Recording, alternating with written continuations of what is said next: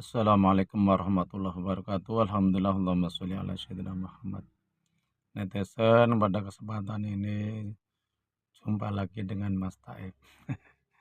Alhamdulillah sehat.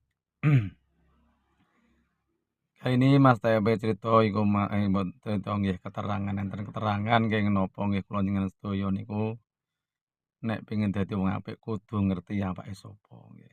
Dadi sapa ngerti awake, pokok yo ngerti pangerane. Awake iki kawula digawe Allah saka nyuwun sewu netesen saka Banyumani disempurna dadi manungsa dikongkon nyembah Allah. Allah sing gawe. Mangkane kula njenengan sedaya niku gak iso ngatur awak nggih. Nek wis wayahe tuwek ya tuwek, wayahe lara ya lara, wayahe sugih ya sugih, wayahe mlarat ya mlarat. Wayahe mati ya mati nggih. Wis to lha mbok obat kaya piye yo ndang pengin urip terus, ndang pengin nom terus, ora ngarah iso nggih. Jantung kita, paru-paru kita, nggih mripat kita nggih.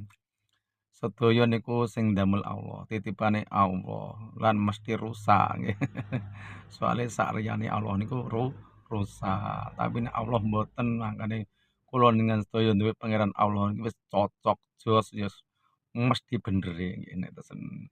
Soale sing nampekno kabeh ku Kanjeng Nabi Muhammad sallallahu alaihi wasallam sing duwe gelar Al Amin kawit cilik gak tau ndhiduk nggih mangkane nesen monggo sekali lagi Mas saya mengajak nek kita pengen roh Allah kudu roh awake dhewe ya awake iki kawula sing apes akeh kekurangane lah Allah sing maha sempurna kekal selamanya nggih Allah maha mireng maha ningali dadi kula jenengan sedaya nendien ku dingeti Allah nentesen nggih nek di wawang kula niku ngomong napa sampean dipireng kalih Allah bahkan sing sampean batin iki Allah nggih ngerti mangkane sing ati-ati aja gampang suudon nek wong aja gampang ngrasani wong.